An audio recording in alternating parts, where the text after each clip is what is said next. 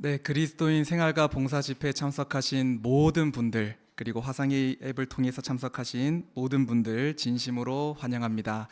그럼 오늘 집회를 시작하면서 다 함께 가능하시다면 일어나셔서 오늘 집회 주제가 될 만한 노래를 함께 불러보시죠.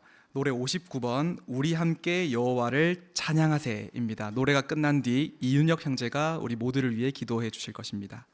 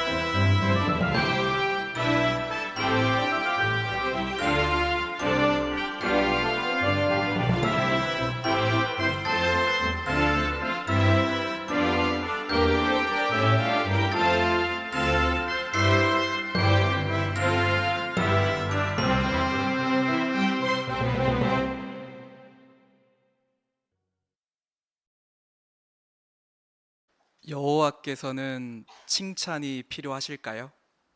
파수대지에서는 이렇게 말합니다. 여호와 하느님은 창조주이심으로 당연히 다른 누구보다도 칭찬을, 아니 찬양을 받으셔야 합니다. 그분이 하신 놀라운 일과 그분에 대해 사람들에게 널리 널리 알린다는 의미에서 여호와께서도 칭찬을, 아니 찬양을 받으셔야 합니다. 오늘 첫 번째 성경에 담긴 보물 첫 연설을 통해서 여호와를 찬양하는 일에서 연로한 형제 자매들이 얼마나 중요한 역할을 맡고 계신지 생각해 보겠습니다. 또 잘 준비된 학생 과제를 통해서 야외 봉사에서 여호와를 찬양하는 데 도움이 되는 기술도 살펴보고요. 저번 주에 이어 가족 숭배에서 어떻게 더 의미 있게 여호와를 찬양할 수 있는지 실용적인 제안도 살펴보겠습니다. 끝으로 회중 성서 연구에선 초기 중앙 장로회가 어떻게 할례 문제를 해결하여 여호와를 찬양하였는지도 토의해 보겠습니다. 네, 기대가 됩니다. 그러면 첫 번째 성경에 담긴 보물 부분에서 하느님의 능력에 대해 후대에 알리십시오라는 10분 연설을 이정 형제가 준비해 주셨습니다.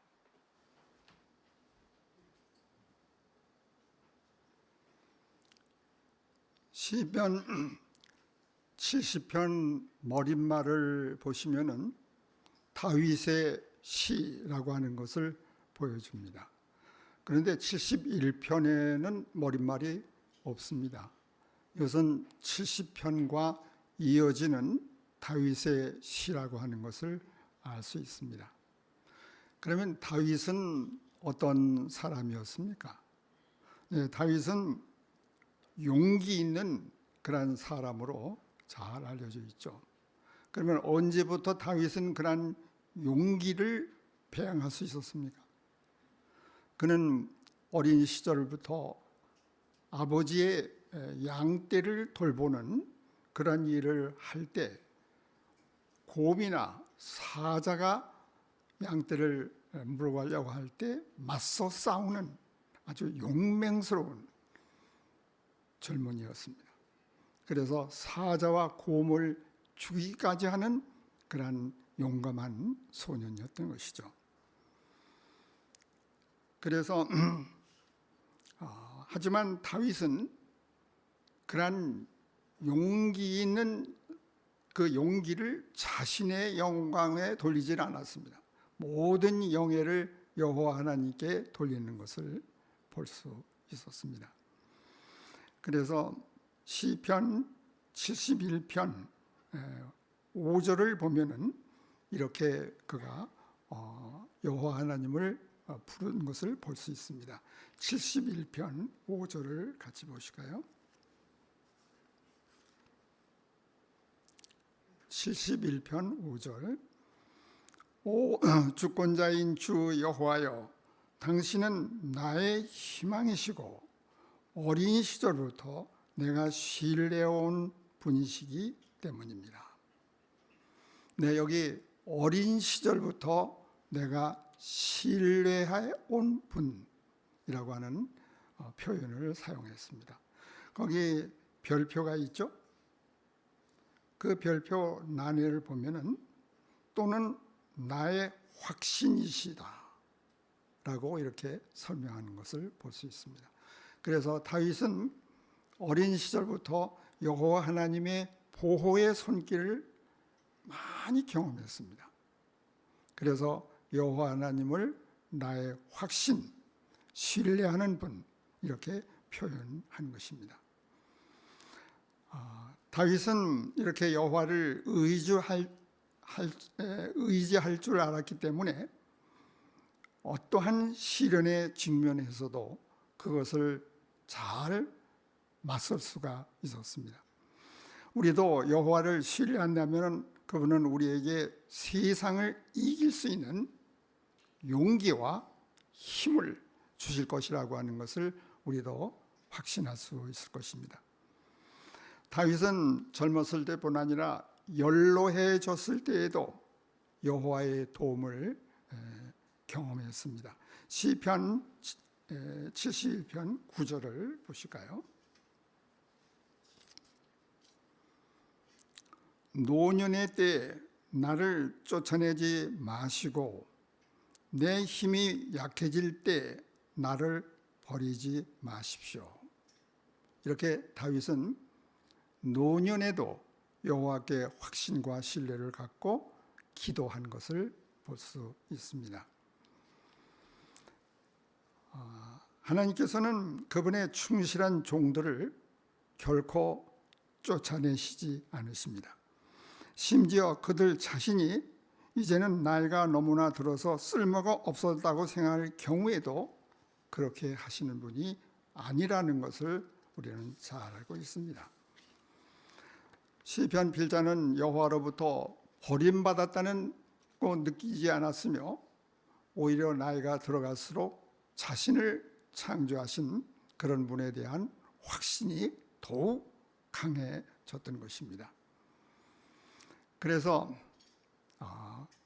충성을 나타내면은 여호와께서는 항상 그들을 지원하시고 도움을 주신다고 하는 확신을 가졌습니다. 저의 경우를 잠깐 말씀드리면은 제가 진리를 알게 된 후 70년이라는 세월이 지났습니다. 젊은 청소년 시절에는 조상 숭배라고 하는 문제로 말미암아서 많은 시련이 있었고, 또 나이가 좀 들어서는 중립 문제가 있었고, 또 경제적인 여러 가지 어려움을 직면했고, 그런 가운데도 여호와의 원칙에 고착해서 충성을 계속 유지했을 때 여호와께서는 버리지 않으시고 계속 믿음 가운데 서도록 이렇게 인도하셔서 지금 이렇게 나이가 많이 들어서 하나님의 조직에서 별로 쓸모없는 그런 사람이 되었지만은 여호와께서는 버리지 않으시고 계속 베들에서 젊은 형제들의 보살핌을 받으면서 이렇게 생활할 수 있도록 하신 것을 보면은 다윗과 같은 그런 심정을 느끼게 해 줍니다. 그러면 다윗은 젊어서부터 하나님의 그 보호와 그의 능력에 대한 것을 어떻게 사용했을까요? 네, 다윗은 젊은 사람들에게 자신의 경험을 이야기해 줌으로써 그들을 격려하는 일에 그의 경험을 잘 사용했습니다. 그러므로 성인이 되어 수십 년 동안 인생 경험을 쌓아온 연로한 사람들은 다음과 같은 중요한 점을 자문해 보는 것이 좋을 것입니다. 아직 활력과 힘이 어느 정도 남아있는 이 시기를 어떻게 살아갈 것인가 하는 자문을 해보시기 바랍니다. 경험 많은 그리스도인들에게는 다른 사람들이 누릴 수 없는 기회들이 많이 있습니다. 여호와로부터 배운 것을 젊은 사람들에게 전해줄 수도 있고, 하나님을 섬기면서 맛본 즐거운 경험들을 이야기해 줄 수 있는 그런 좋은 기회가 있습니다. 다윗 왕은 그러한 기회를 갖게 해달라고 이렇게 기도한 것을 볼 수 있습니다. 시편 71편 17절, 18절을 보겠습니다. 17절.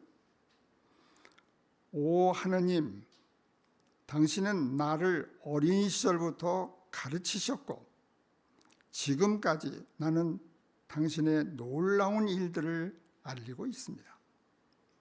오 하느님, 내가 늙어 백발이 되어도 나를 버리지 마십시오. 후대에 당신의 능력에 관해 장차 오는 모든 이에게 당신의 위력에 관하여서 알게 해 주십시오. 네, 다윗은 무엇을 기도했습니까? 후대에게 자기가 경험한 이런 것들을 잘 알게 전해주게 해달라고 간구하고 기도하는 것을 볼 수 있습니다. 그러면 오늘 오랜 세월에 걸쳐 얻게 된 지혜를 연로한 여러분들은 어떻게 이것을 할 것입니까?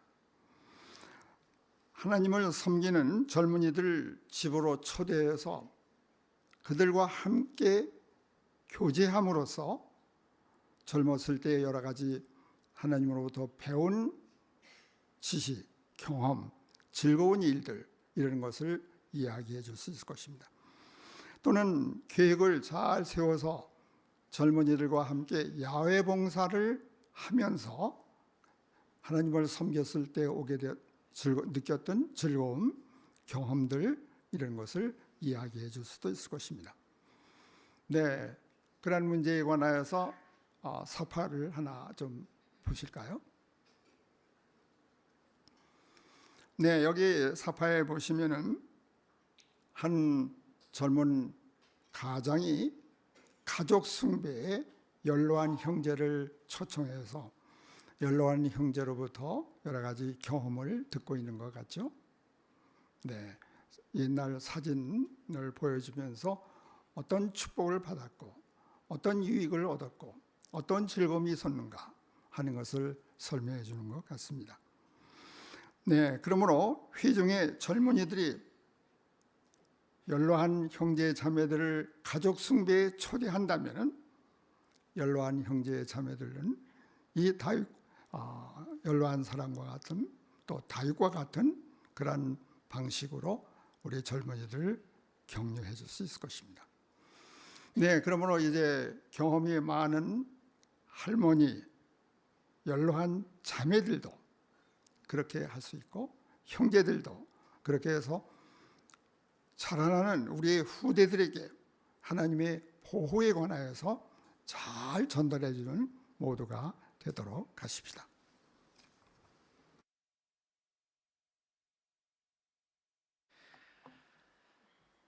네, 후대에 알리는 면에서 정말 큰 본이 되어 주고 계시는 이정 형제 감사합니다. 다윗처럼 또 이정 형제처럼 이렇게 경험 많은 연로한 형제 자매들이 우리 회중에 참 많이 계시다는 건 정말 큰 축복인 것 같습니다.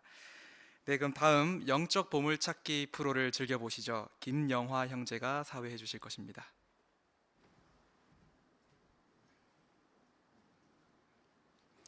네, 시편 70편부터 72편까지 영적 보물을 찾아보겠습니다. 먼저 72편 8절을 보시겠습니다. 72편 8절. 그는 바다에서 바다까지 강에서 땅끝까지 신민을 둘 것입니다. 여호와께서 아브라함에게 하신 창세기 15장 18절의 약속이 어떻게 솔로몬 왕의 통치 중에 성취되었습니까? 백운경자매.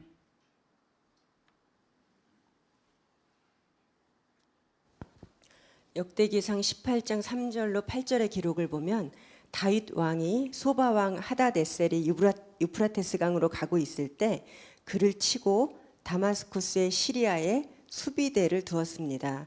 이때 확장한 영토가 시리아 북부의 유프라테스 강변까지 이르게 되었을 것입니다.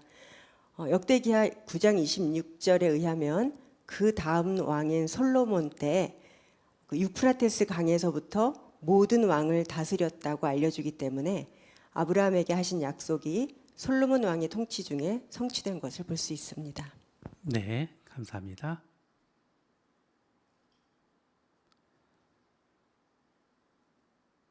황보균자매. 네, 길르앗 동쪽으로 유프라테스 강은 약 800km 정도 됩니다. 근데 루벤 사람들이 길르앗 동쪽에 있는 자신들의 영토를 유프라테스 강까지 이어지는 시리아 사막의 가장자리까지 넓혀졌다는 그런 의미를 내포하고 있는데, 이 강은 매우 유명한 강이었기 때문에 여기 표현된 것처럼 그저 강으로 불린 것임을 알게 되었습니다. 네, 윤성희 자매. 네, 그처럼 솔로몬의 통치 아래 이스라엘 영토가 확장된 것을 메시아에 관한 예언을 하면서 스가랴가 인용을 했고, 또 마태는 스가랴의 그 예언을 예수 그리스도에게 적용을 시켰습니다. 그래서 그것은 왕국 통치 아래 있을 일을 미리 보여주는 예고편이었고, 우리는 왕국의 실제성에 대한 믿음을 그 사건을 통해서 더 강하게 할 수 있습니다. 네. 이번 주 성서 읽기를 통해 어떤 영적 보물을 발견했습니까? 박대희 형제.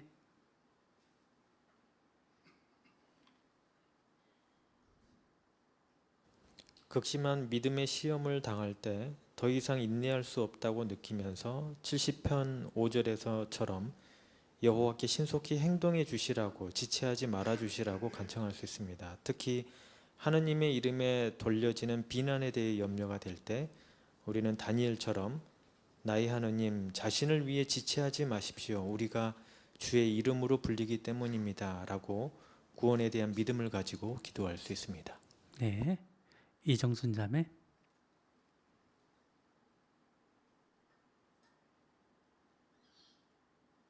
네, 시편 72편 18, 19절에 영원한 왕이시며 우주의 최고 통치자이신 여호와 하나님께 영광과 영예와 찬양이 영원히 돌아갈 것입니다. 우리는 아멘이라는 말 한마디로 마음속의 확신과 강한 찬성과 간절한 희망을 표현하는 것으로 영원히 하나님의 왕국을 지지할 것입니다. 네, 안주리 자매. 네, 71편 20절은 악이 허락되어 있는 제도에 살고 있는 우리는 고난과 재앙을 겪게 됩니다. 그럴 때 사탄은 우리가 인간적인 생각으로 행동해서 믿음에서 흔들리도록 유도할 것입니다. 그러므로 우리가 할 수 있는 일이 아무것도 없다고 느낄 때 더 강한 믿음으로 여호와를 잠잠히 기다리는 태도를 나타내므로 슬기롭게 인내하면서 이겨낼 수 있다는 교훈을 배울 수 있습니다. 명계숙 자매.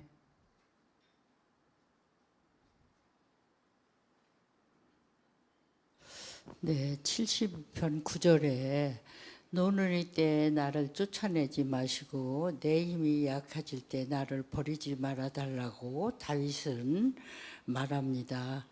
그는 어린 시절부터 노년에 이르기까지 한결같이 여호와께 충성을 바치고 그분은 강력한 일들을 이루시는데 다윗을 사용해 오셨는데도 노년의 때까지 계속 은혜를 베풀어 달라고 요청했습니다. 나도 모든 기능이 쇠하여 가는 지금 더욱더 여호와를 의지하고 지원을 받기 위해 영적 일과에 충실해야 되겠다는 생각을 합니다. 이완 형제.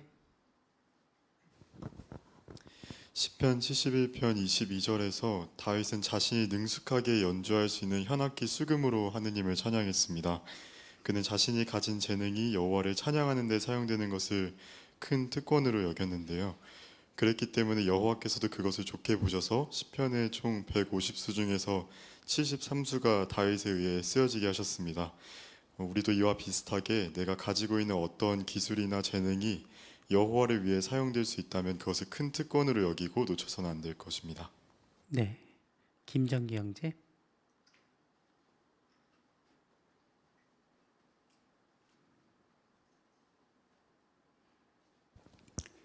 시편 71편 18절에 보면 오 하나님 내가 늙어 백발이 되어도 나를 버리지 마십시오. 후대에 당신의 능력에 관해 장차오는 모든 이에게 당신의 위력을 관해 알리게 해 주십시오 그랬는데 사실 재난의 날들이 닥치기 전에 죽기 전에 여호와를 섬김으로 더욱더 열심히 일할 수 있다는 것을 느꼈습니다. 홍하자 자매. 네, 저도 나이가 있다 보니까 71편 9절을 생각해 봤습니다. 노년의 때 나를 쫓아내지 마시고 내 힘이 약해질 때 나를 버리지 마십시오라고 말했는데요. 이 세상 제도는 정년이라는 제도가 있죠. 그래서 여전히 기력이 있고 기술이 좋아도 물러나야 합니다. 하지만 여호와께서는 노인이 되어 힘이 약해져도 여전히 당신의 사업에 참여할 수 있도록 해주시고 또 언제나 차별 없이 할 일을 많이 주셔서 감사하다는 생각이 들었습니다. 네, 나희정 자매.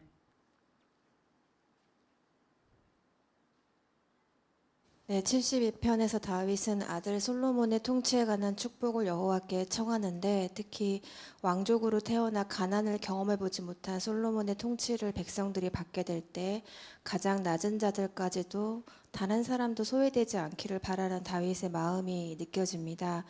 저도 모든 사람에게 늘 필요한 도움을 주고 싶지만 특히 경험해 보지 못한 상황에 대해서는 한계를 느끼는데요.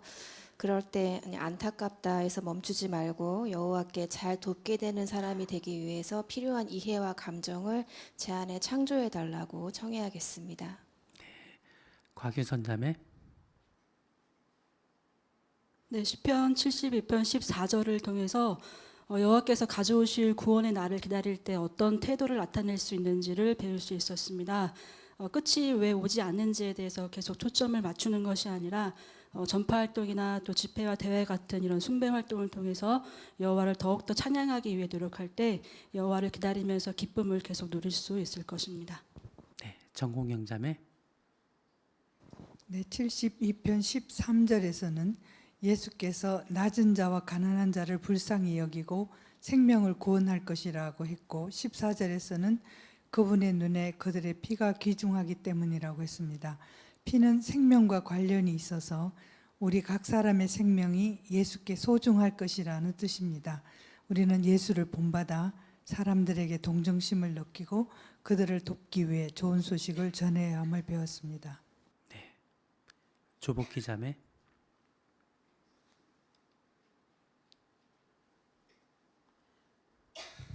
어떤 난감한 문제로 인해서 해결책도 없어 보이고 정말 막막할 때 시편 70편은 정말 위로가 됩니다. 결코 지치지 않고 다윗처럼 마음에서 우러나온 기도로 계속해서 그분을 찾는다면 우리의 절박한 탄원을 들으시고 분명히 힘을 주신다는 점을 확신할 수 있었습니다. 네, 참여에 감사드립니다.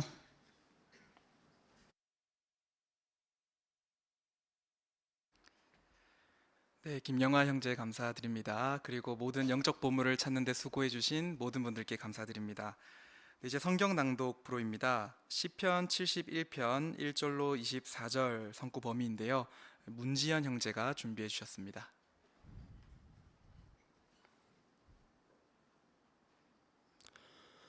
오 여호와여, 내가 당신에게 도피하니 내가 결코 부끄러움을 당하지 않게 해주십시오.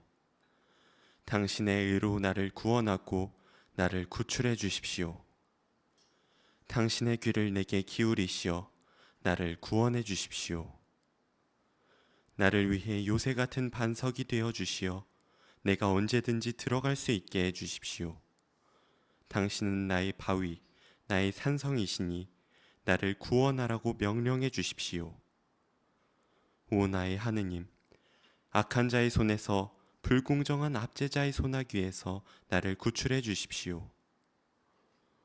오 주권자인 주 여호와여, 당신은 나의 희망이시고 어린 시절부터 내가 신뢰해 온 분이시기 때문입니다.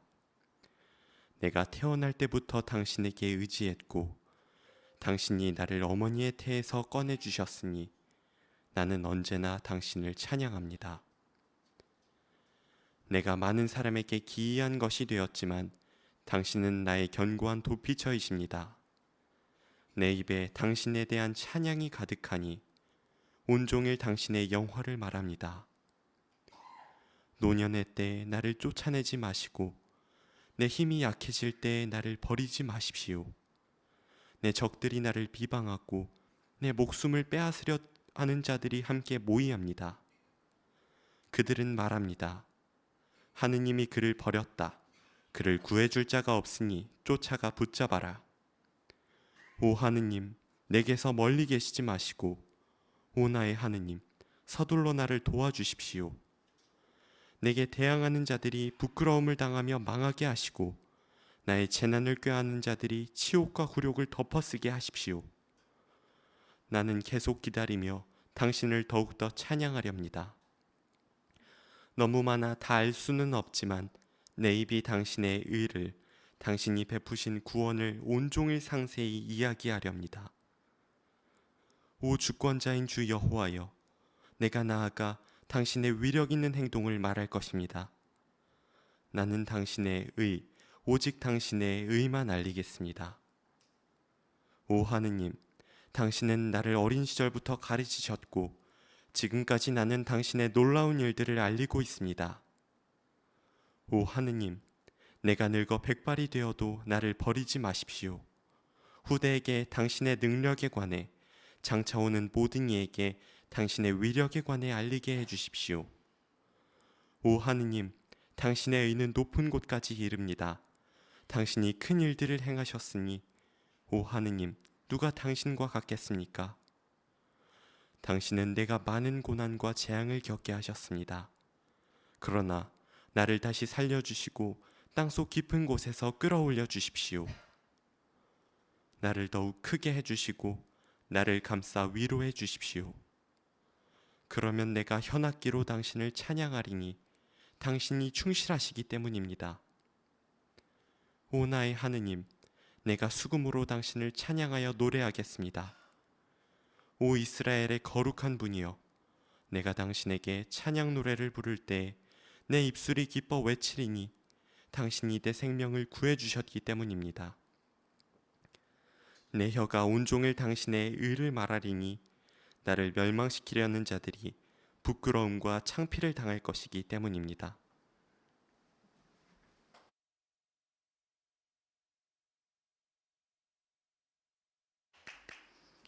와, 정말 낭독을 잘하십니다. 다윗이 온 줄 알았습니다. 항상 들을 때마다 느끼는 건 문지연 형제는 정말 목소리가 좋습니다. 정말 훌륭한 낭독자의 그런 탁월한 잠재력을 가지고 있는 형제인데요. 오늘 다루어 볼 필요가 없을 것 같은데 5가 정확한 낭독을 살펴보았습니다. 일단은 하나도 틀리지 않았습니다. 그것만 해도 이미 충분하게 잘했다고 보는데요. 그런데 또 하나 지킨 것은 문장 부호입니다. 이 시편에 보면 쉼표, 온점, 따옴표 등 문장 부호가 정말 많은데 그 각 문장 부호가 요구하는 그 멈춤을 아주 적절하게 해주셨습니다. 네, 정말 훌륭합니다. 네, 제가 배워야 될 것 같습니다. 그리고 한 가지 제안을 드리자면 모든 낭독을 이제 임명받는 형제들은 여기 아주 좋은 제안이 있습니다. 이 출판물 녹음 자료를 들어보라고 했습니다. 임명을 받으시면 자기의 그 하던 방식대로만 연습하지 말고 꼭 한번 들어본다면 큰 도움이 될 것 같습니다. 네, 문지한 형제 정말 수고하셨습니다. 네, 다음 야외 봉사에 힘쓰십시오 부분입니다. 네, 4번 대화 시작하기 호별 방문인데요. 상대방이 논쟁을 하려고 할 때 긍정적인 분위기에서 대화를 끝내는 장면입니다. 네, 김한결 형제가 또 보조자인 염승호 형제와 수고해 주실 것입니다. 안녕하세요. 더운데 학생들 가르치느라 수고가 많으시죠? 네, 무슨 일이시죠? 네, 제 이름은 김한결입니다.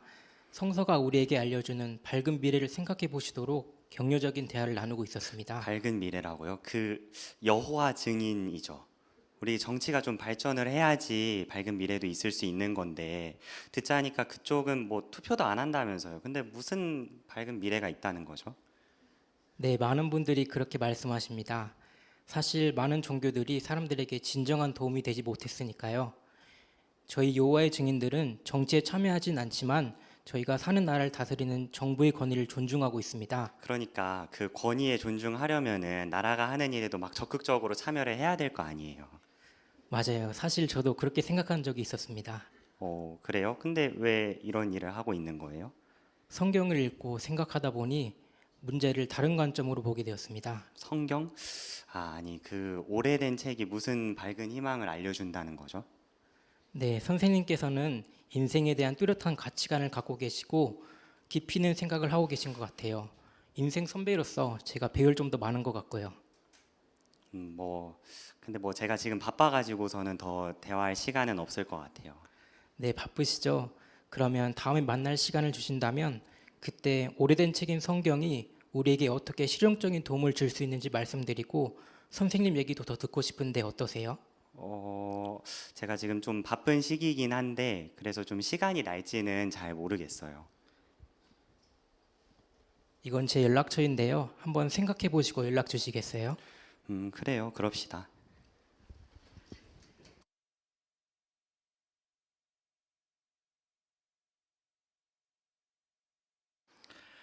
네, 김한결 형제 정말 수고하셨습니다. 네, 염승호 형제도 정치에 관심이 많은지 몰랐네요. 네, 우리 김한결 형제가 다루어 본 과는 사람들을 사랑하십시오 팜플렛 4과 요점 5번입니다. 온화한 태도를 나타내십시오. 네, 이미 김한결 형제는 너무 온화한 성향을 가지고 있죠. 그런데 대처 방법을 보니까 정말 훌륭했습니다. 어디서 딱 집주인이 당황하면서 마음이 바뀌는 것 같던가요? 인생 선배. 상대방을 싹 올려주면서 자연스럽게 자신을 겸손하게 낮추었고 또 존중한다는 말과 그때부터 이제 집주인이 반응이 살짝 달라지기 시작했죠. 네, 이처럼 이 적절한 시점에 올바른 방식으로 대화를 마무리 지으면 논쟁하지 않고 대화를 마무리 지으면 다음에 또 다른 기회가 온다는 것입니다. 김한결 형제가 아니더라도 다른 여호와의 증인이 방문했을 때도 이 집주인이 좋은 인상을 가지고 대화를 할 수 있지 않겠습니까? 네, 언제나 우리가 대화를 온화하게 마치는 것은 정말 중요한 일인 것 같습니다. 네, 김한결 형제 정말 감사합니다. 네, 5번 관심이 자라도록 돕기입니다. 비공식 증거이고요. 친척과 이전에 하던 대화를 계속 나눈다. 친척이 성경 공부하기를 주저합니다. 네, 그럼 오혜원 자매가 김성진 자매와 함께 수고해 주실 것입니다.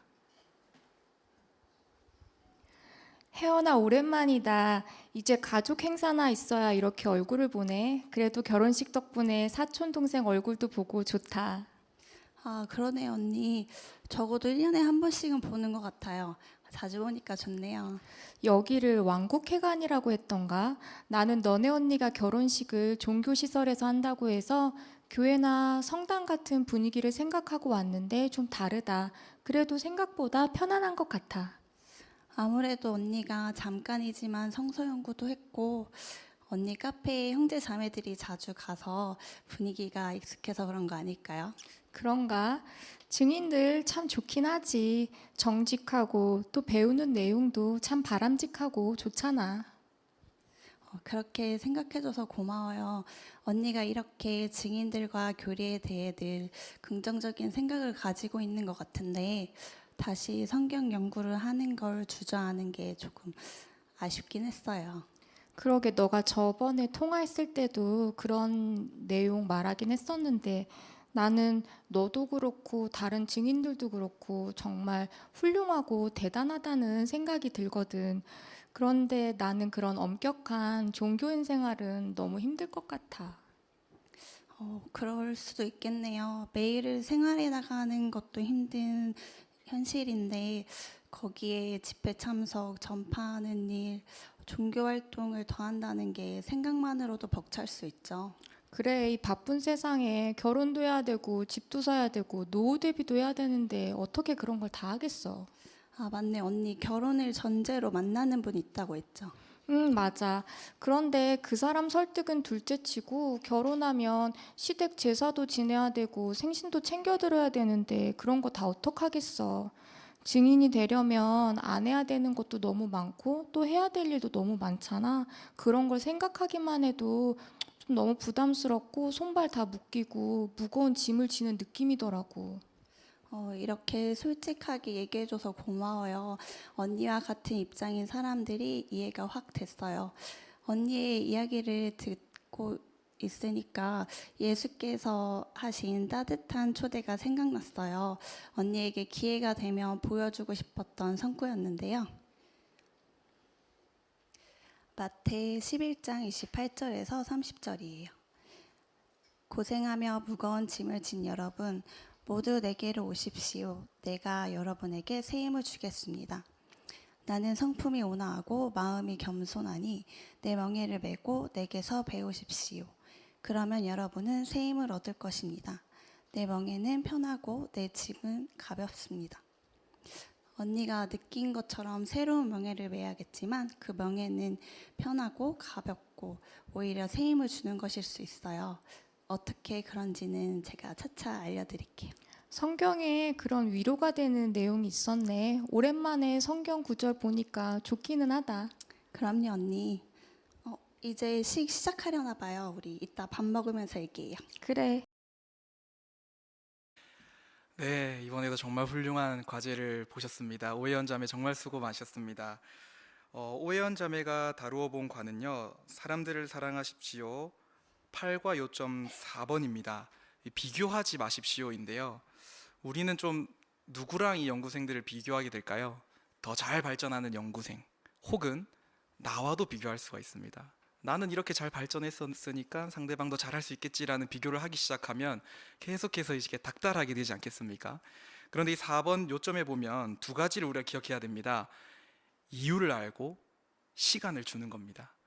오해연 자매 어떻게 하셨습니까? 계속 대화를 하면서 왜 힘들어하고 왜 짐을 느끼는지 계속 이유를 찾으셨습니다. 그리고 이유를 발견하고 나서는 정말 따뜻한 성구 하나를 탁 보여주면서 이 고생하며 무거운 짐을 진 여러분, 네, 이렇게 하면서 이 친척 언니의 그런 마음을 잘 부드럽게 녹일 수 있었습니다. 이처럼 우리가 이유와 시간을 준다면 이 상대방, 관심이 있는 상대방들이 좀 더 마음 편안하게 이렇게 진리를 받아들일 수 있지 않을까요? 또 오해연 자매가 중간에 우리 차차 한번 알아봐요 라는 말도 정말 따뜻하게 들렸습니다. 네, 훌륭하게 또 과제를 수행해 주신 오자매 정말 감사드립니다. 네, 그럼 우리의 신앙 설명하기 6번을 보겠습니다. 연설인데요. 주제는 여호와의 증인의 일부 교리가 조정된 이유는 무엇입니까? 입니다. 유풍열 형제가 준비해 주셨습니다. 네, 여호와의 증인은 고대에서 현대에 이르기까지 성경에 대한 이해가 더 명확해지면 그때그때마다 일부 교리를 조정해 왔습니다. 이유가 무엇입니까? 여호와의 증인은 모든 신앙과 생활 방식이 전적으로 하나님의 말씀인 성경에 근거해 있기 때문입니다. 따라서 진리에 대한 새로운 이해가 밝혀지면 우리의 교리도 그때그때마다 조정이 된 것입니다. 그 점과 관련해서 여호와께서는 이렇게 말씀을 하셨는데요. 함께 잠언 4장 18절을 같이 한번 읽어보십시다. 잠언 4장 18절. 그러나 의로운 자의 길은 아침의 밝은 빛과도 같으니 한낮에 이르기까지 점점 밝아진다. 네, 이것은 무엇을 시사하는 것입니까? 해가 떠오르면 주변에 있는 사물을 점점 더 명확히 볼 수 있는 것처럼 하나님께서는 우리 그리스도인들이 한 걸음 한 걸음 진리에 대해 보다 더 온전한 인식을 얻을 수 있도록, 그리고 진리를 더 분명히 이해할 수 있도록 점진적으로 밝혀오신 것입니다. 그 점을 예언자 다니엘도 12장 4절에서 성경의 내용에 대한 온전한 의미를 즉시 이해할 수는 없지만 우리가 살고 있는 마지막 때에 관하여 많은 사람이 두루 다닐 것이며 참 지식이 풍부하게 될 것이라고 말하였습니다. 비유적으로 볼 때 이것은 우리 시대에 일어나는 일들과 일치하게 성경을 주의 깊이 연구하는 사람들의 하나님에 대한 참 지식, 즉 정확한 지식을 얻게 되는 정말 놀라운 축복을 가져오는 것이었습니다. 이와 비슷한 일은 고대에도 있었는데요.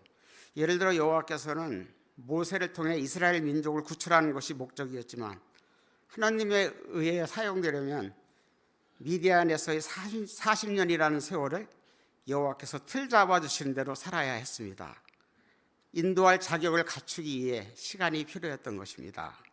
또한 사도들이 메시아의 죽음과 부활에 대한 예언을 제대로 이해하지 못했던 부분이나 초기 그리스도인들 중 일부가 여호와의 날이 언제 올 것인지에 대해 잘못된 견해를 가지고 있었던 부분도 나중에 하나님께서 그의 잘못된 견해를 바로잡아 주셨습니다. 이처럼 과거나 현재나 여호와의 증인의 모든 교리는 전적으로 성경의 근거에 있지만 성경에 대한 이해가 더 명확해지면 그에 따라 교리를 조정해 왔다는 것을 알 수 있습니다. 오늘날 이러한 예언들이 정확히 성취되는 것을 보면서 앞으로 일어날 일들을 생각하면 얼마나 가슴이 설렙니까? 이러한 일들은 넓은 의미에서 볼 때 우리 자신에게도 직접적으로 연관이 있습니다. 어떻게 말입니까? 그리스도인의 영적인 발전은 하루아침에 이루어지는 것이 아닙니다. 그것은 시간이 걸리는 것입니다. 우리는 하나님의 말씀과 조직을 통해 받은 교훈을 부지런히 연구하고 묵상함으로 그리스도와 같은 성품을 점진적으로 발전시킬 수 있습니다. 캄캄한 밤하늘이 서서히 동이 트면서 조금씩 주위를 구별할 수 있게 되다가 마침내 해가 밝게 비치면 모든 것이 세부점까지 명확히 보이게 되는 것처럼 참을성을 가지고 부지런히 성경을 계속 연구하다 보면 진리가 점점 더 명확해질 것입니다. 조급하게 예언 성취에 추측하려고 하기보다는 빛이 더 밝아질 때까지 기다릴 필요가 있습니다. 여호와께서는 우리가 얼마나 열심히 하고 있는지뿐만 아니라 우리가 얼마나 노력을 기울이고 있는지를 눈여겨보시면서 우리에게 피할 길을 마련해 주실 것입니다. 지금까지 영적인 일을 바쁘게 잘 수행해 오셨던 것처럼 큰 환난이 더욱더 가까이 오고 있는 지금 우리 모두 계속해서 끝까지 깨어 있도록 하십시다.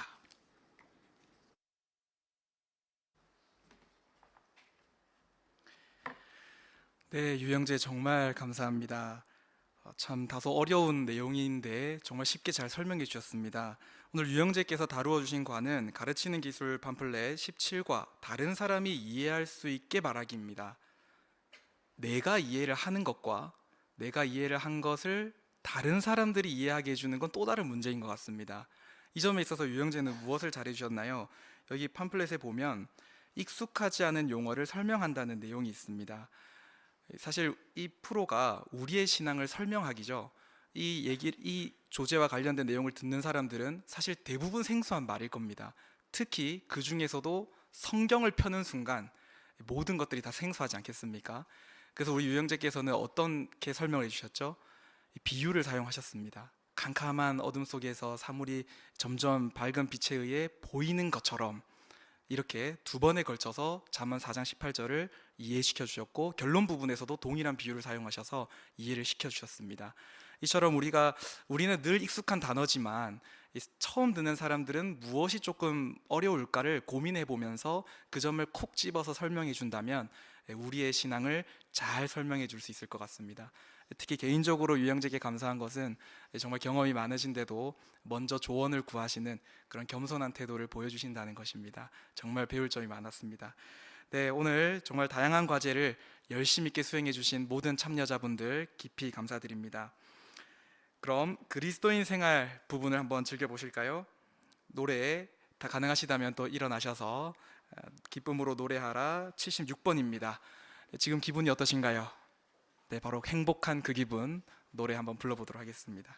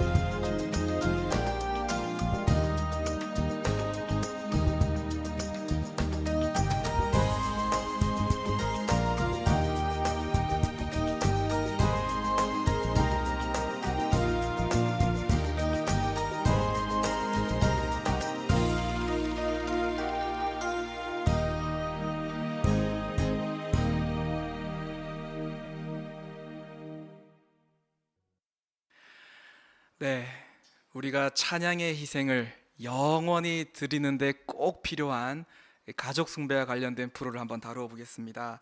이 가족 숭배를 위한 제안이라는 15분간 토의로 진행되는 프로를 김명식 형제가 준비해 주셨습니다. 네. 지난주에 우리는 가족 숭배에 적용되는 원칙들을 살펴보았는데요. 오늘은 가족 숭배와 관련된 어떠한 제안들이 또 있는지에 대해서 토의로 함께 살펴보도록 하겠습니다.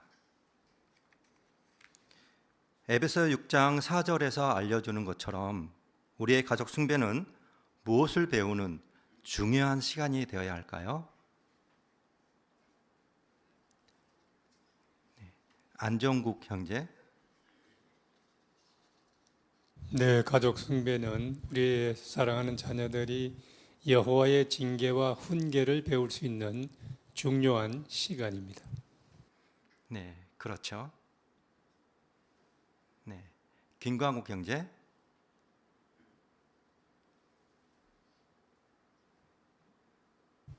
사람은 뭔가 새로운 걸 배우면서 즐거움을 느낄 수 있도록 창조되었기 때문에 우리 자녀들이 성경 진리를 배우면서 이렇게 재미를 얻을 수 있는 그런 가족 숭배가 된다면 정말로 훌륭한 가족 숭배라고 할 것입니다. 네, 방금 말씀하신 것처럼 정말 우리의 가족 숭배는 우리 가족이 유익하고 즐거운 시간이 되어야 하죠. 교재 아래 네모 박스에 있는 가족 숭배 때 이렇게 해보세요를 보시면 우리가 가족 숭배에서 사용해 볼 수 있는 5가지 제안들이 나옵니다. 성경, 집회, 봉사, 가족의 필요, 그 밖의 제안들이 나오죠.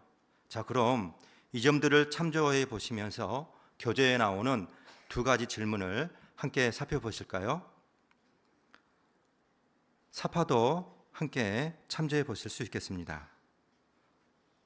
먼저 여기에 나오는 어떠한 제안을 적용해 보고 싶습니까?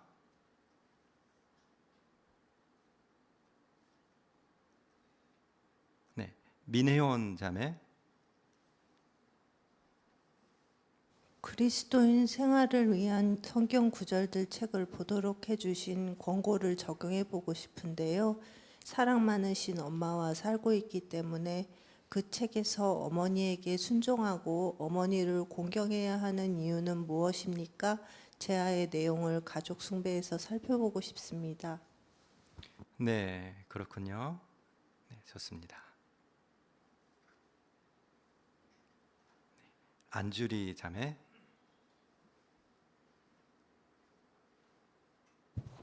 네, 여기 그 밖의 제안에서 그 지역 대회나 순회 대회 때 필기한 내용을 복습한다라고 되어 있는데요. 그것을 저희는 지난번 가족 숭배 때 한번 적용해 보았습니다. 네, 참 잘하셨습니다.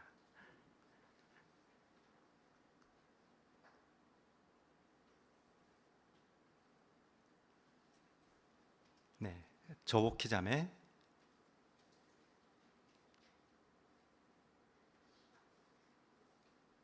네, 저희가 집회 때 왕곡 노래를 3번 이렇게 부르게 되는데요. 집회를 예습하면서 왕곡 노래도 한 번씩 같이 불러보면서 예습하는 것도 참 좋은 것 같습니다. 네, 사파를 좀 띄워주시겠습니까?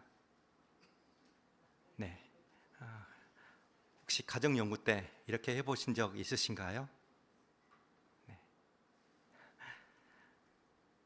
안정국 형제. 네, 그 전에 이제 어린 우리 손녀를 키울 때는 늘 이렇게 했는데 요즘은 이제 손녀가 멀리 가고 나서 두 부부만 있다 보니까 아마 그런 것이 추억이 된 것 같아요. 그래서 저희도 다시 한번 시도를 해볼 생각입니다. 네, 그렇군요.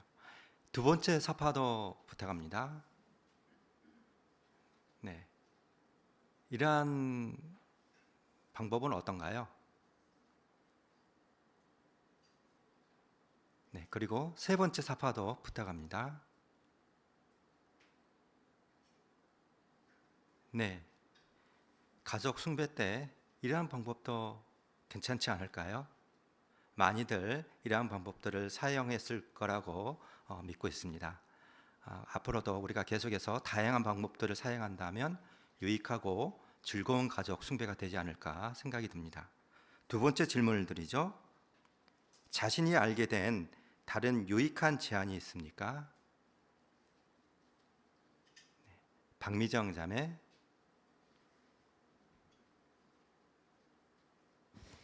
예전에 저희 가족은 각자가 조사하고 싶은 주제가 생각날 때마다 수시로 종이에 적어서 지정된 박스에 넣어 모아두었습니다. 가족 숭배가 끝날 때마다 종이를 하나 뽑아 다음 가족 숭배 주제로 정하고 가족 모두가 준비해서 발표하는 방식으로 가족 숭배를 진행했습니다. 가족이 궁금해하는 주제들이 다양하고 흥미로웠기 때문에 가족 숭배가 항상 기다려졌습니다. 네, 좋은 제안이네요. 네, 감사합니다. 윤성희 자매. 최근에 그 중앙장로회 보고에 보니까 그 전 세계 인구의 반 이상이 그 선거를 치르게 된다고 하면서 이 세상 통치자인 사탄이 그 어느 때보다도 압력을 가하고 있기 때문에 가족 숭배 때 중립이라는 주제로 연구를 해보라고 하면서 아주 자세하게 알려주셨어요. 그래서 그런 것도 연구해 볼 수 있고요. 그러고 1월호부터 매 파수대 뒷면에 보면 이렇게 해보세요 이런 기사가 실리더라고요. 예, 그런 것도 해볼 수 있겠습니다. 네, 감사합니다. 이진희 자매.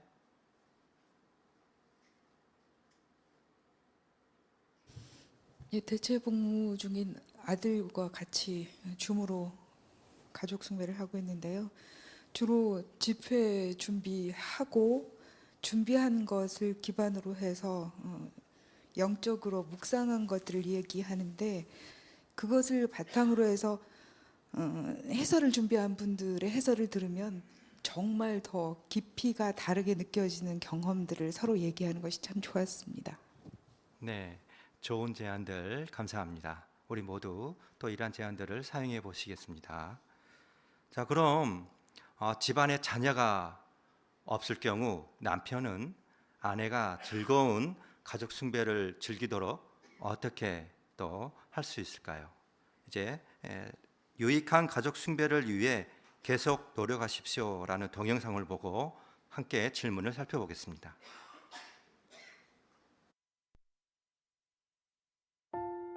우린 살면서 많은 변화를 겪게 되죠. 변화에 적응하는 게 항상 쉽지는 않습니다. 우리 가족은 여호와와 그분의 뜻을 첫째 자리에 두려고 늘 노력해 왔어요. 그런데 이제 또 변화가 찾아왔죠. 제 얘기를 들어보실래요? 우리는 가족 숭배를 중요한 영적 일과로 생각했습니다. 자녀들과 성경을 공부하는 건 당연한 일이었어요. 별로 어렵지 않은 즐거운 일이었죠. 그런데 아이들이 떠나고 나서는 문제가 생겼죠. 아내와 단둘이 가족 숭배를 하는 게 어색했어요. 우리의 가족 숭배는 그저 질문하고 답하는 지루한 시간이 되어버렸죠.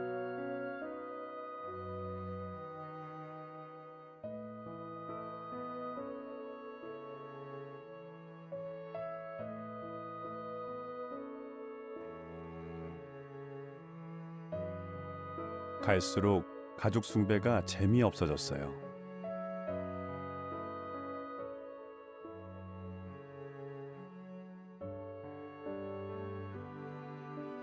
결국 우리는 가족 숭배를 하지 않게 되었습니다.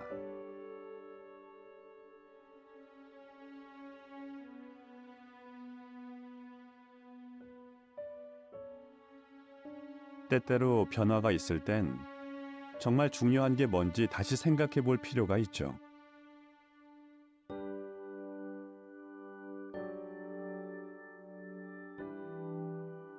저는 아내가 성경을 공부하는 걸 얼마나 좋아하는지 잊고 있었던 것 같아요.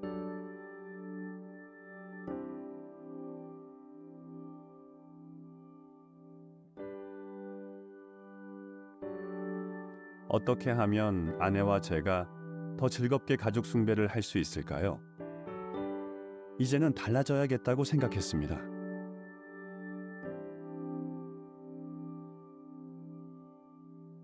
충실한 종은 남편이 아내와 함께 성경을 공부해야 한다는 점을 자주 강조해 왔죠. 저는 베드로전서 3장 7절의 말씀을 생각해 보았습니다. 남편 여러분, 지식을 따라 아내와 계속 함께 사십시오. 그를 존중하십시오. 아브라함과 사라에 대해 생각해 보았습니다. 한 번은 아브라함도 생각을 바꾸고 아내의 감정에 주의를 기울여야 할 때가 있었죠. 여호와께서는 아브라함에게 아내의 말을 들으라고 하셨어요. 저는 어땠을까요?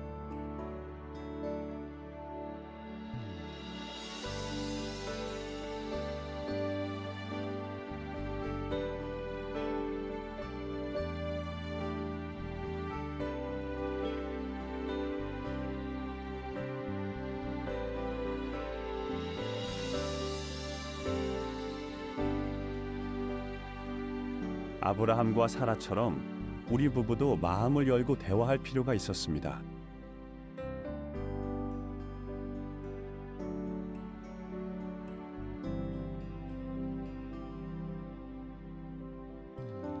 저는 아내의 생각이 제게 정말 중요하다는 것을 말해 주었어요. 그리고 좀 더 창의력을 발휘하고 우리 두 사람이 관심이 있을 만한 자료로 연구하면 훨씬 더 재미있을 것 같다고 말했죠.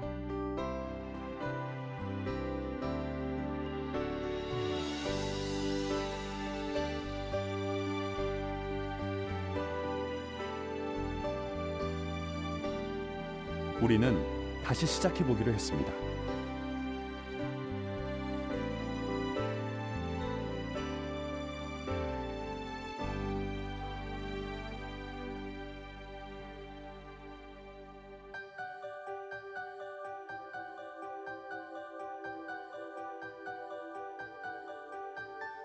이제 가족 숭배가 우리 부부에게 활력을 불어넣어주는 즐거운 시간이 되었습니다.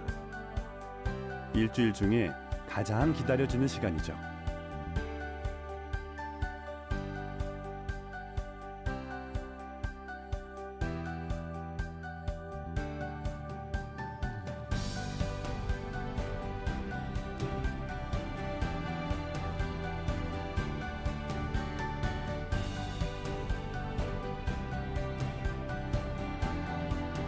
다양한 방법으로 해보니까 가족 숭배가 더 의미 있고 흥미진진해졌습니다.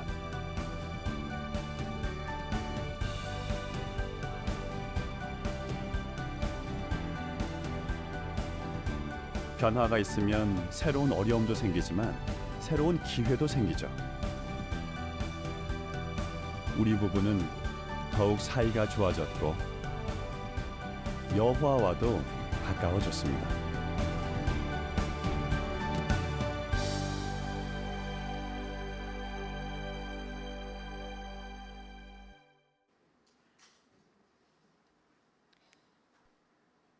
네, 아주 행복한 결말이었네요. 질문을 보시죠. 집안에 자녀가 없을 경우 남편은 아내가 가족 숭배를 즐기도록 어떻게 할 수 있습니까? 정공영 자매. 아내에게 어떻게 하면 좋을지 먼저 의논해 볼 수도 있겠습니다. 그리고 다른 젊은 가족이나 독신 형제나 자매 또 연로한 부부를 초대해서 함께 경험담을 듣고 가족 숭배도 할 수 있겠습니다. 네, 여기까지만 듣도록 하겠습니다. 우리는 2주에 걸쳐서 가족 숭배에 적용되는 원칙과 제한을 살펴보았습니다. 이제 어떻게 해야 할까요?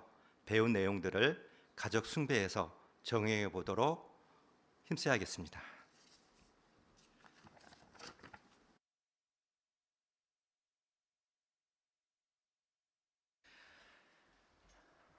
네, 훌륭하게 사용해 주신 김명식 형제 감사드립니다. 그럼 회중 성서 연구를 즐겨보시죠. 철책 13장 17항부터 24항에 근거한 토의입니다. 사회에는 조경현 형제가 또 낭독에는 이완 형제가 수고해 주실 것입니다.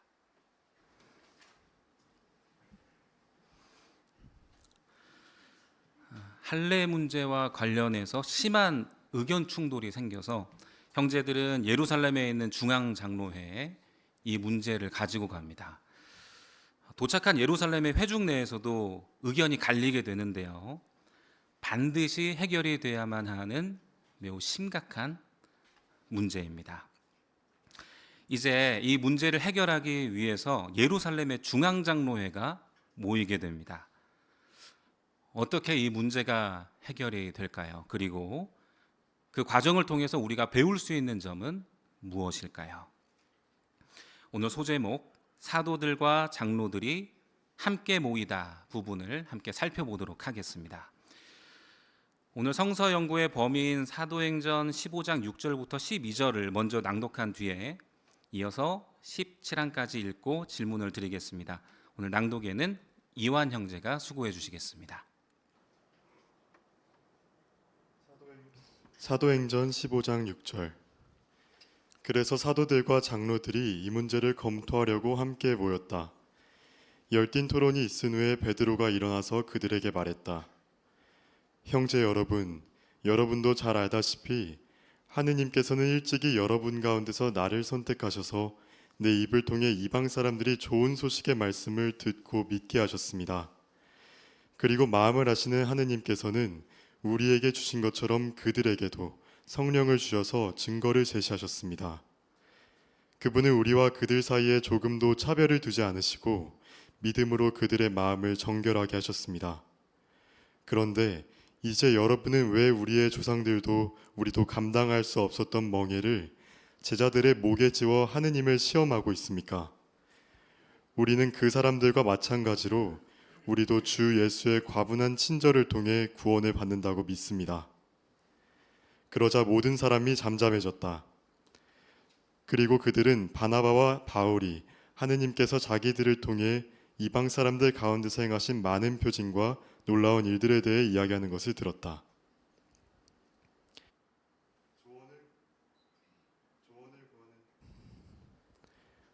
조언을 구하는 자들에게는 지혜가 있다고 잠언 13장 10절에서는 알려줍니다. 이 현명한 원칙과 일치하게 사도들과 장로들이 할례 문제를 검토하려고 함께 모였습니다. 오늘날의 중앙장로회와 마찬가지로 사도들과 장로들은 모든 그리스도인 회중을 위해 결정을 내렸습니다. 장로들이 사도들과 함께 일한 이유는 무엇입니까? 사도 야고보가 처형당했고 적어도 한동안 사도 베드로 역시 투옥되어 있었다는 사실을 기억하십시오. 다른 사도들도 그러한 일을 겪게 될 수 있지 않겠습니까? 자격을 갖춘 다른 기름 부음 받은 사람들이 있으면 계속 질서 있게 활동을 감독하는 데 도움이 될 것이었습니다. 네, 질문을 나눠서 드리겠습니다. 예루살렘의 중앙장로회는 누구로 구성되어 있었습니까? 네, 여기 가운데 죄인자매.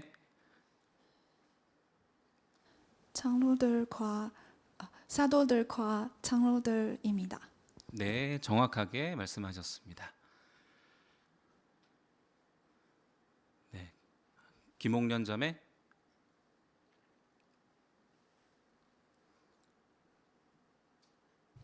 네, 처음에는 그 12사도가 중앙장로회로 구성되어 있었지만 필요에 의해서 다른 장로들, 즉 예를 들면 그 예수의 이부 동생 야고보와 같은 다른 장로들이 더해져서 이제 사도들과 장로들이 중앙장로회를 구성하게 되었습니다. 네, 감사드립니다. 그 가운데 장로들이 포함되어 있던 이유는 무엇이었을 수 있습니까? 윤병태 형제.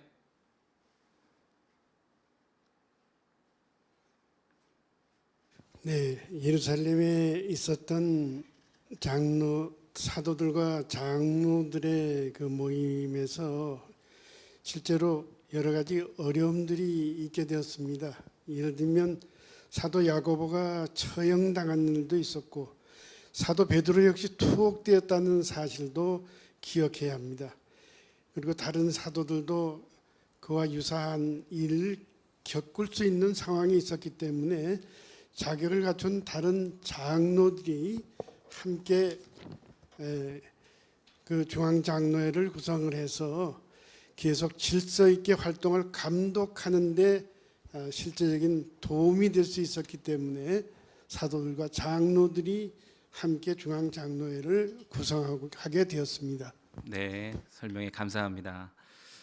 사도들과 장로들로 구성된 예루살렘의 중앙장로회는 잠언 13장 10절의 원칙과 일치하게 어떻게 했나요? 본문에도 언급되는데요. 그래서 중앙장로회는 어떻게 합니까? 박춘홍 형제.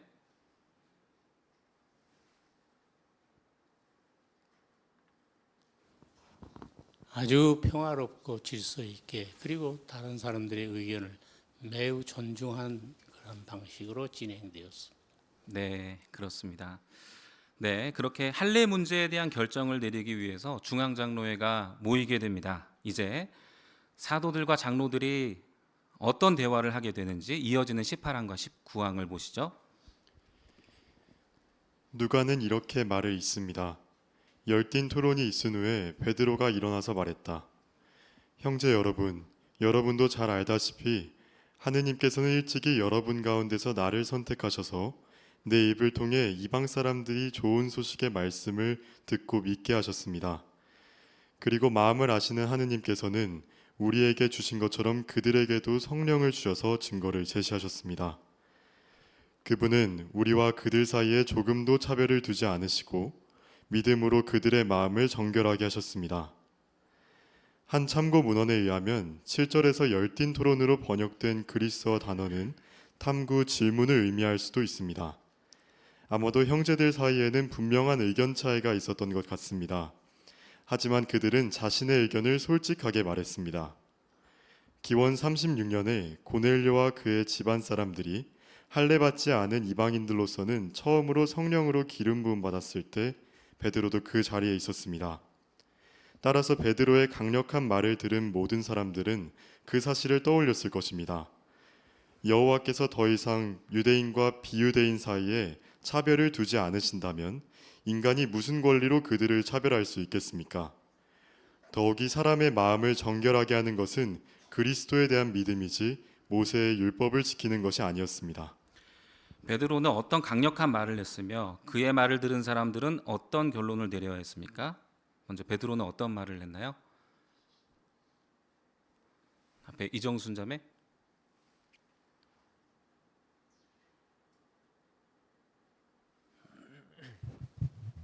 네, 사람은 열 길 물속은 알아도 한 길 사람 속은 모른다고 말하지만 사도 17장 7절부터 9절에서 베드로는 나를 선택하셔서 내 입을 통해 이방 사람들을 좋은 소식의 말씀을 듣고 믿게 하셨다. 마음을 아시는 여호와 하나님께서는 그들에게 성령을 주셔서 증거를 제시하셨고 마음을 정결하게 하는 것은 그리스도에 대한 믿음 때문이지 모세의 율법이 아니라는 것을 강력하게 말했습니다. 네, 그렇죠.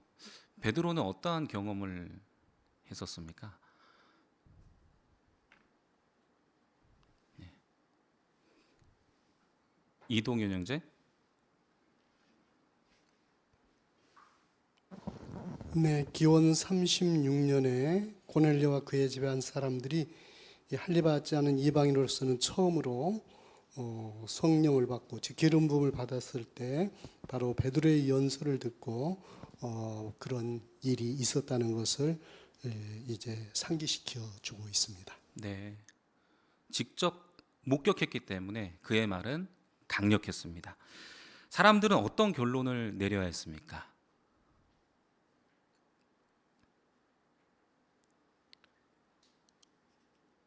그의 말을 들은 사람들은 어떤 결론을, 홍준혜 자매?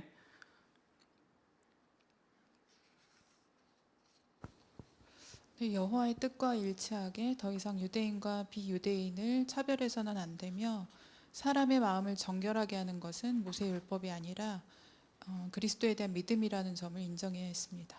네, 그렇습니다. 여기 성구 사도행전 15장 7절에서 열띤 토론이 있었다는 것은 사도들과 장로들 사이에서도 분명한 의견 차이가 있었다는 것을 예상해 볼 수가 있는데요.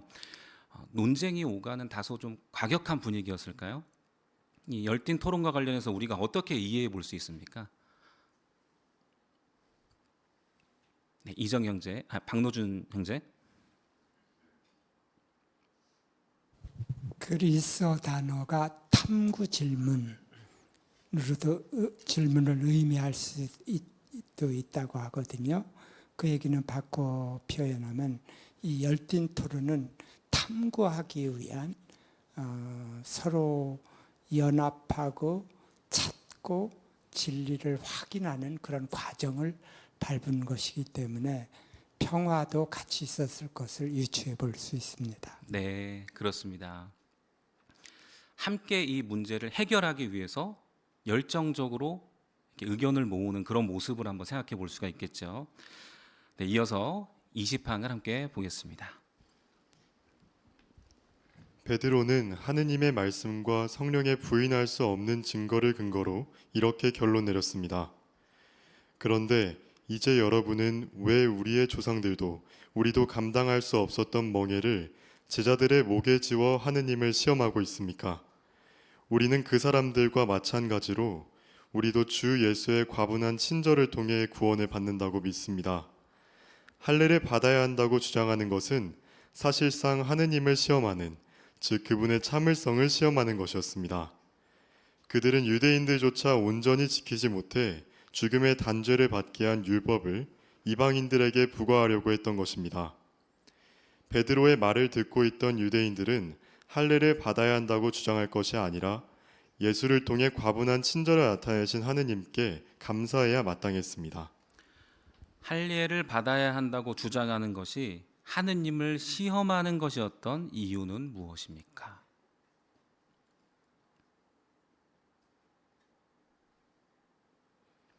김광욱 형제.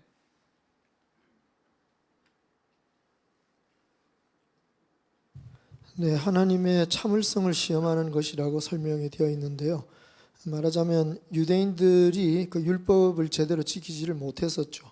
그런데 이 율법 복귀주의자들의 주장은 믿지 않는 이방인들에게 다시 율법의 규정을 지키도록 해야 된다고 주장하는 것이니까 유대인들조차 지키지 못했던 그 율법을 그들의 목에 얹는 것은 하나님께서 이미 기원 36년에 고넬료의 사례를 통해서 보여주셨던 원칙을 지키지 않으려는 그런 태도를 보여주는 것이니까 여호와 하나님의 참을성을 시험하는 것이나 다름없습니다. 네, 그렇습니다. 고은별 자매. 네, 갈라디아 3장 10절에서처럼 율법에는 말씀을 실행하지 않는 자는 저주를 받는다는 기록이 있는데 죄 많은 상태와 불완전성 때문에 유대인들이 율법을 온전히 지키는 것은 불가능한 일이었습니다. 그렇기 때문에 유대인들은 그 율법의 말씀에 따라 저주 아래에 있었습니다. 이러한 율법의 저주를 이방인들에게 부과하려고 한 것은 하나님을 시험하는 일일 것이고 그들은 할례를 받아야 한다고 주장할 것이 아니라 예수를 통해 과분한 친절을 나타내신 하나님께 감사해야 했습니다. 네, 부가적인 설명에 감사드립니다. 멍에를 가볍게 해주셨는데 다시 무거운 멍에를 지게 하려고 하는 것이었죠. 네, 분명히 잘못된 일이었습니다. 네. 계속해서 21항을 보도록 하겠습니다. 베드로의 말은 문제의 핵심을 정확히 지적했음이 분명합니다.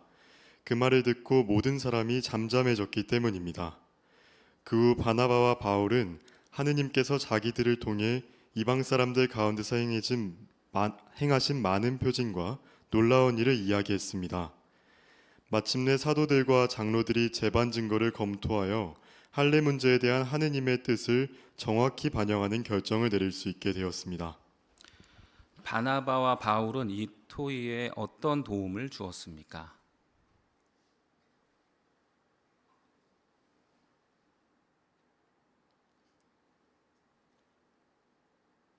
이정 형제.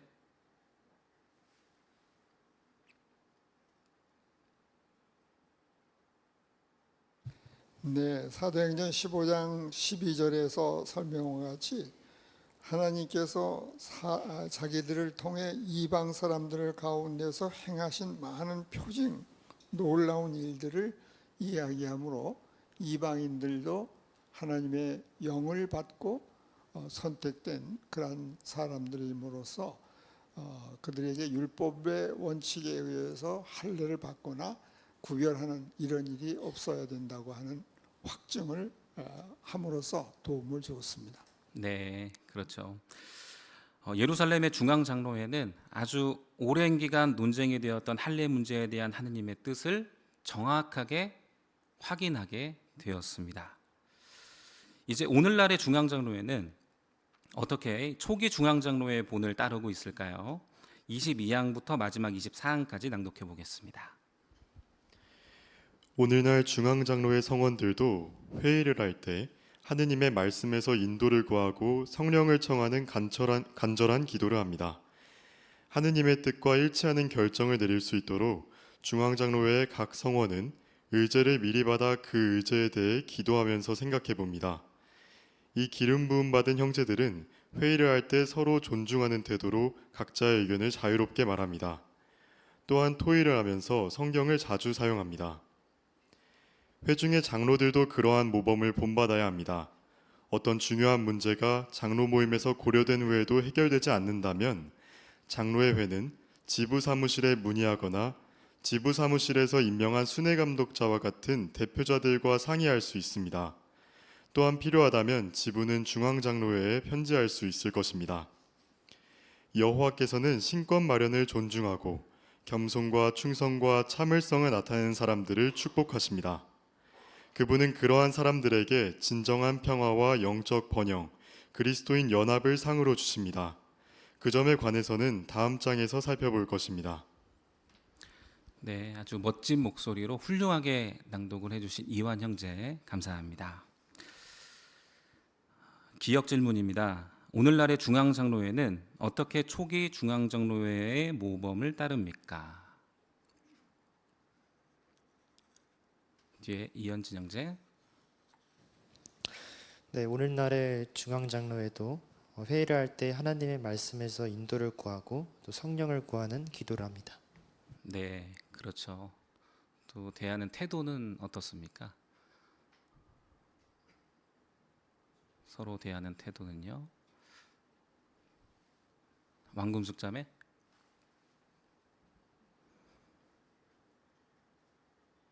네, 서로 존중하는 태도로 각자의 의견을 솔직하게 자유롭게 이렇게 표현을 하고 도의를 하고 있습니다. 네, 그렇습니다. 나이정 자매.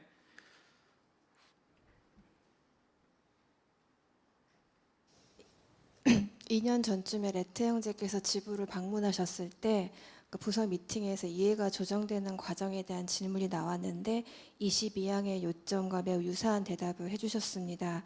그 많은 경우에 여러 차례 토의를 하고 많이 기도하면 대부분 상당히 빠르게 의견 일치를 본다고 말씀하시면서 제일 시간이 오래 걸렸던 기억은 지난주부터 집회에서 다루고 있는 그 서정연구를 가족 숭배로 바꾸기로 결정하는 문제가 여러 해가 필요했다고 하시면서 만약에 만장일치가 되지 않으면 여호와의 뜻이 아니라고 생각하고 기다리는 편을 택한다고 하셨습니다.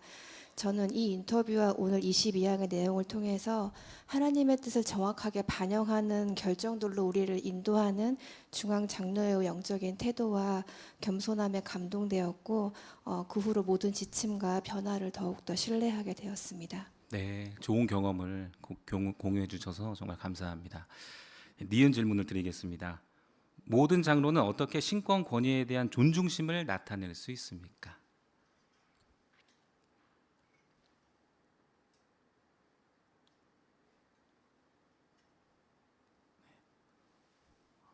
네, 뒤에 유미소 자매. 네, 어떤 중요한 문제가 장로 모임에서 고려된 후에도 해결되지 않으면 지부 사무실이나 또 순회 감독자 같은 분들과 상의를 할 수 있으며 또 지부 사무실에서 중앙 장로회 편지를 하는 일이 있을 수도 있습니다. 네, 안티오크 회중의 형제들처럼 신권 권위에 대한 존중심을 나타낼 수 있을 것입니다. 13장을 모두 살펴보셨습니다.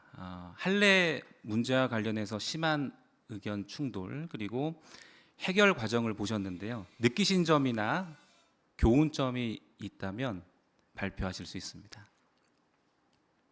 어떠한 점을 느끼셨나요?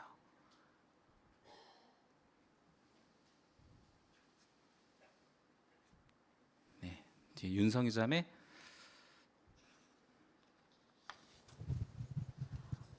사도 바울하고 바나바가 안티오크에서 할례 문제로 아주 심한 논쟁을 했습니다.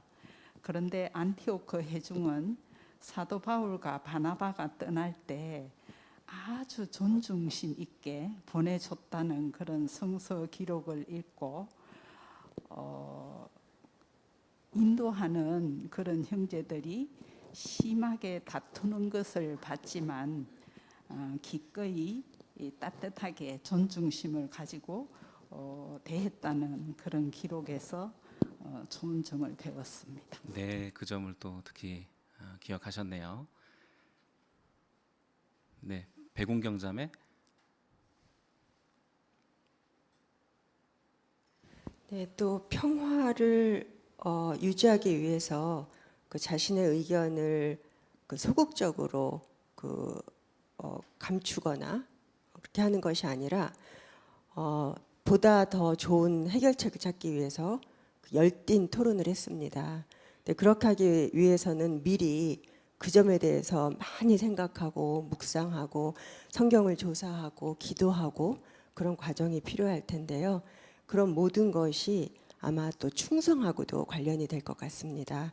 그래서 이들이 보인 그 신권 마련에 대한 존중, 또 겸손, 충성 이런 것들을 그 일색이나 오늘날 중앙장로회나 잘 나타내고 있는 걸 볼 수 있는데요.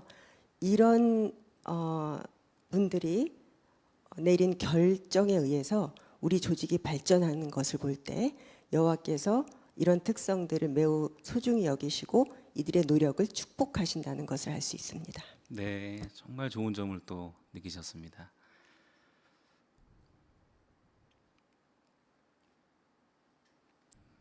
네, 홍화자 자매.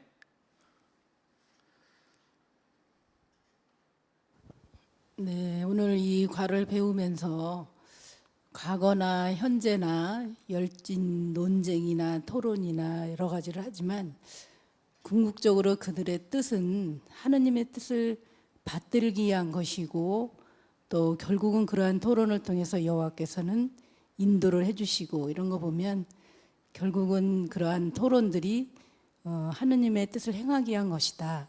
이런 것을 또 알게 되었습니다. 네, 감사합니다. 마지막으로 주매 유광열형제 정구회 자매. 네. 여호와의 조직에서 장로회에서 이와 같이 신사적인 토론을 하고 올바른 결론에 이르는 평화스러운 이런 분위기는 오늘날 뉴스를 통해서 보는 세상 정치권의 어떤 심한 논쟁과 다툼 또 시기하는 그런 모습과 비교했을 때 여호와의 조직은 참으로 성령의 인도를 받고 있는 평화로운 조직이라는 것이 확연히 비교가 된다고 볼 수 있습니다. 네, 감사합니다. 회중의 평화와 연합을 위협하는 열띤 논쟁이 생겼지만 회중은 이 문제를 해결하기 위해서 예루살렘에 있는 중앙장로회를 찾아가 도움을 구했습니다. 그렇기 때문에 하느님의 뜻이 무엇인지 정확하게 확인할 수 있었습니다. 오늘날 여호와의 조직의 지상 부분 역시 그 방식을 그대로 따르고 있습니다. 그러면서 얻게 되는 다양한 유익들을 이번 13장을 통해서 살펴볼 수 있었습니다. 참여해 주신 모든 분들께 감사드립니다.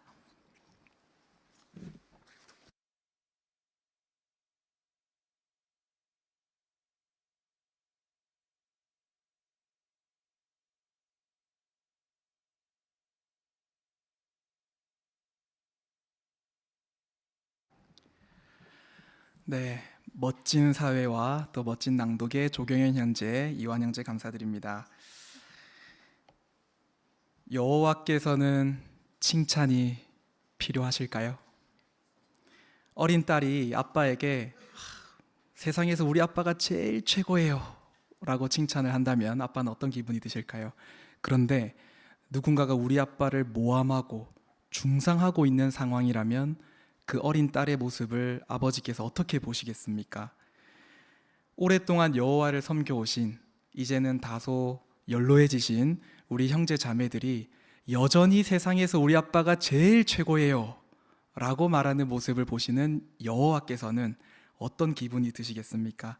특히 우리 중에는 정말 오랫동안 여호와를 섬겨오신 형제 자매들이 참 많이 계십니다.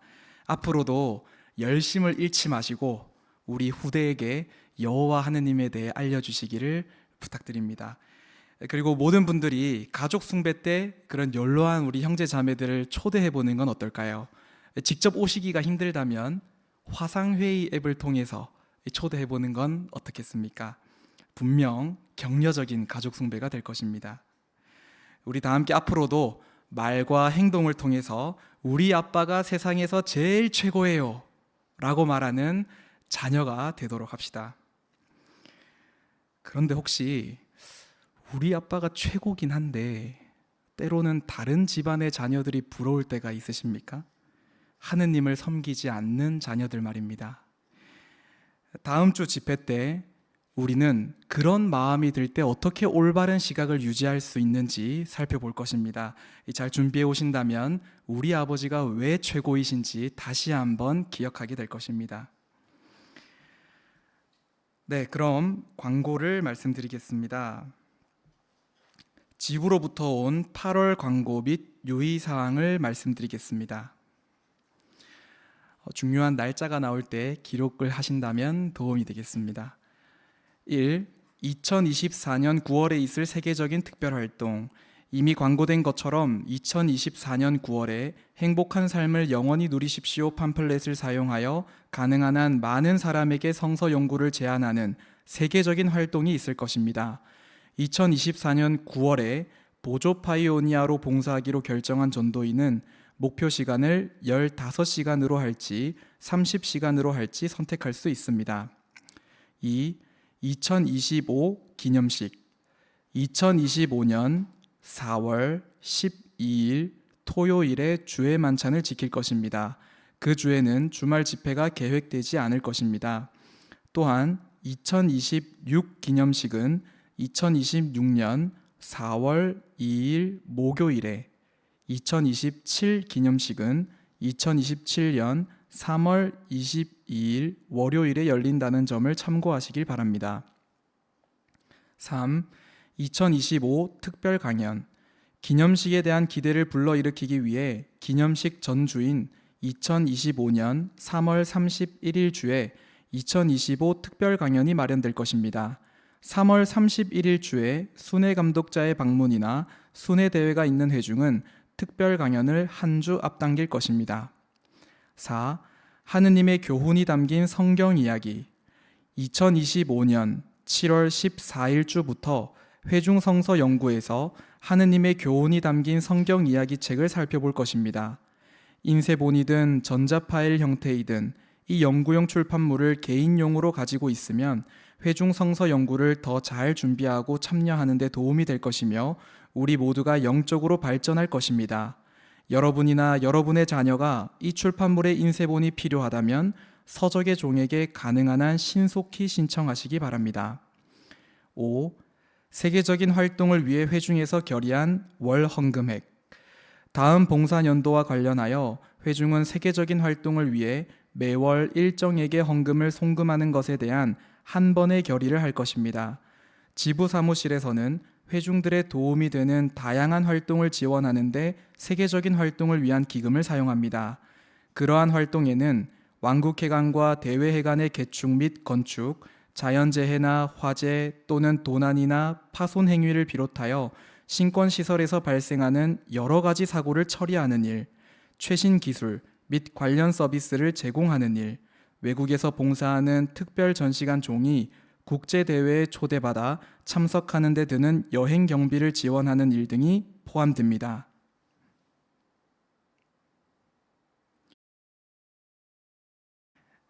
잘 준비해 주신 모든 참여자 형제 자매들 깊이 감사드립니다. 그리고 언제나 우리가 편안함 가운데 여호와를 찬양할 수 있도록 도와주시는 오디오 비디오 그리고 연단부 안내부 형제들께 깊이 감사드립니다. 그럼 끝으로 우리의 결심을 찬양의 노래로 여호와께 표현해 보는 건 어떨까요? 123번 신권 질서에 충성스럽게 복종하리입니다. 가능하시다면 일어나셔서 다 함께 노래를 부르신 뒤 김정기 형제가 마치는 기도를 해주실 것입니다.